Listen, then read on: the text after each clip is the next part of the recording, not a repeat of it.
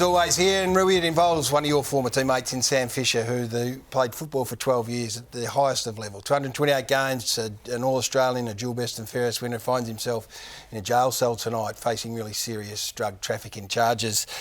It is a difficult issue to tackle, but there's lots of surrounding topics that we need to discuss. Your first thoughts when this news broke?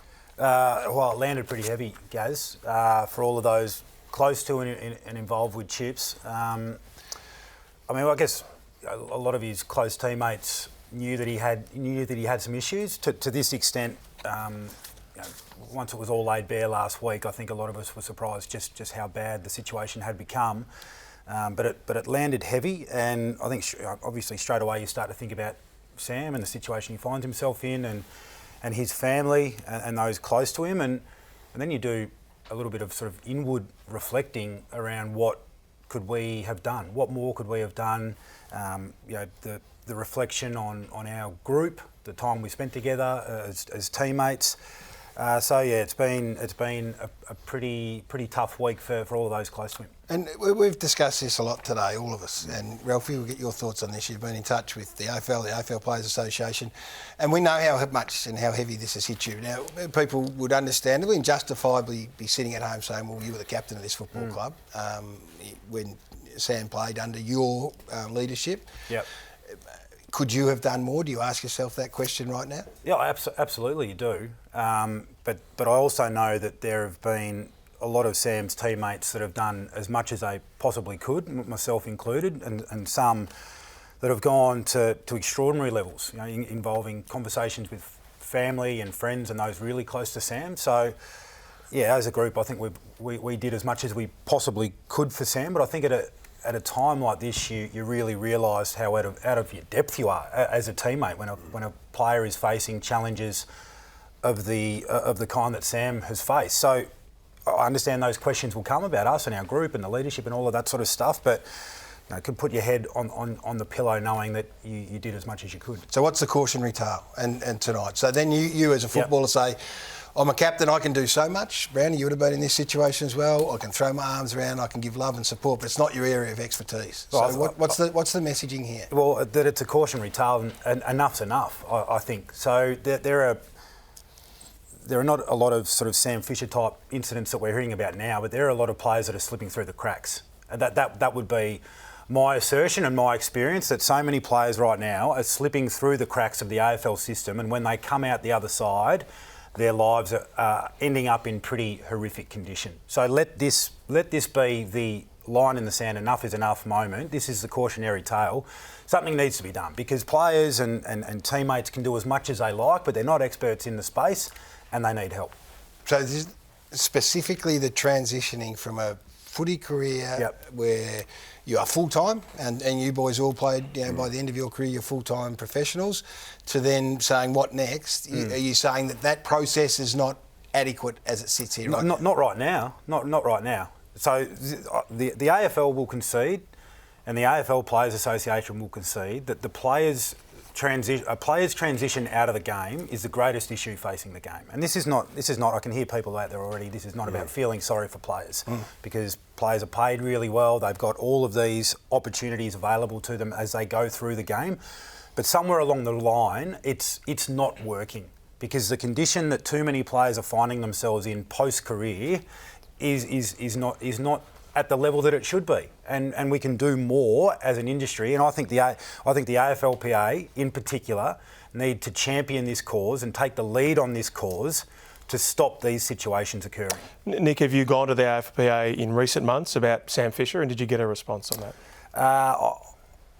I've had mixed dealings with the AFLPA about Sam and about other teammates, where the response from the PA, as far as I was concerned, was not either quick enough, and when a response did come, it was reactive and at times too late. So the answer to your question is yes. And the biggest issue is what? What you say the biggest issue is these players transitioning out of footy. What is that issue look like? Players, when they're playing the game, have time, they have money, they have, I think, little appreciation of what life looks like on the other side. And we've all faced that. Couldn't agree more about that part. Yeah. The reality of what real life is post-football, or what the average Joe out there on the street earns, his working week, and how much it takes to get to a certain level of wage. There's a misunderstanding from players when they're in the system, and fairly so too, because from the age of 18 onwards, they're getting 100,000 plus a year. So they have no concept of what reality looks like. Yeah. What's the average wage? Probably 50, 60 grand. So time, money, lack of understanding, and drugs.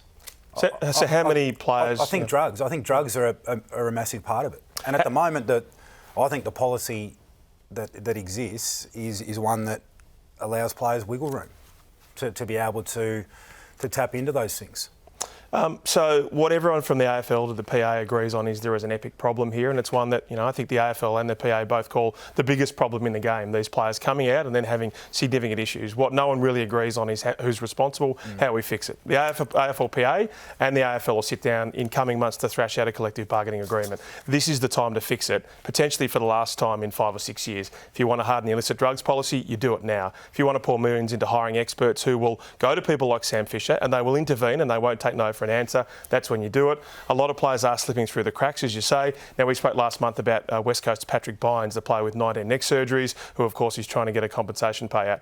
Now, he hasn't been spoken to by the AFL or the PA since then, not once. That is stunning. So on the issue of Sam Fisher, I have no doubt that whatever the response from the PA, he has been in programs and they have tried to help him at times. I've spoken to Paul Marsh, the AFL-PA boss, today. He says with the confidentiality requirements of it, there's no way they will ever talk about who they will help, because then players won't go to them for help. So what happens in a crisis? A couple of hundred psychologists across Australia that past and current players can access, hardship funds, medical funds for people battling addiction. The AFL has put literally hundreds of players through those facilities for drug and alcohol and gambling issues. We'll give you a quote from Marshy and then we can talk about what you might do. He says many of the issues players are confronting are complex, and to ensure the best outcome for them, it's important the AFL industry employs a collaborative approach for all stakeholders, because these are shared issues. While we have been helping hundreds of players through a range of problems, we won't speak to the specific support we provide individuals, as the damages the confidentiality that is integral to the program. I don't think it's any secret to say that Sam Fisher took some recreational drugs through his career at some stage through St Kilda. Was he scared of a two strikes policy, which a lot of people like the John Hayes and the Brock McLeans have told me they almost laughed at? Yeah, well, I think that's an issue, absolutely. I've been criticised for saying this in the past, that players that take drugs in the AFL system take them because they can, because the system allows them to. Now, there's an argument around the medical model and all of that sort of stuff, but I think at some point, someone has to champion this cause, because as we said off the top, the AFL acknowledged that this is the greatest issue facing the game. The AFL-PA would acknowledge the same thing, but at the moment, who's putting their hand up and actually saying, you know what, we're going to own this? The AFL, they provide the funding for all of these models. The AFL clubs, they will say that, well, this is the AFL Players Association responsibility, and the PA... Isn't that the issue right there, though? Isn't the Players Association will say, hey, the players are at the clubs 85, 90% of the time. We can't get access. That's a club problem. Yep. The club will turn around and say, hey, our resources have been chopped in half due to circumstances that we all know about. We're flat out organising our team to play. Well, but that's fine. So we can kick blame and responsibility around wherever we like it, but the facts of the matter are that we know that players, when they exit their game, not enough players' lives are in great shape. And again, this is not about feeling sorry for players. But I just want to re-emphasise that point. Sorry, make that point. There'll be people at home going, hey, this is hundreds of thousands of dollars. That's right. Take responsibility. Money, all of those things. This is not about feeling sorry for players, but this is trying to avoid a situation. You might not feel sorry for players, but I don't think anyone would want to see this sort of situation occur again, because someone's life is ruined and a family are picking up the pieces. So what I would want to see is the AFL-PA say, you know what, we're going to own this, we're going to champion this, and whatever it looks like, we are going to deliver the world's best player transition program. So how much money will players sacrifice? The women have just got 94% in terms of a pay rise. It might be 26% that they're looking for the AFL players. Yep. How many millions would they put into this to make sure that they're not the next Sam Fisher 20 years down the track. Well, they need to take the lead on that. And we've got an opportunity at the next collective bargaining agreement for the PA to say, you know what, boys, you're going to get a great deal, but you're standing on the shoulders of players that have delivered this deal 20 or 30 years ago when the growth of the game went boom. So maybe we have to sacrifice a little bit. You're still going to get really well paid, but maybe we have to sacrifice a little bit to be able to deliver that to guys that are struggling. And guess what? One day, you'll be a past player too.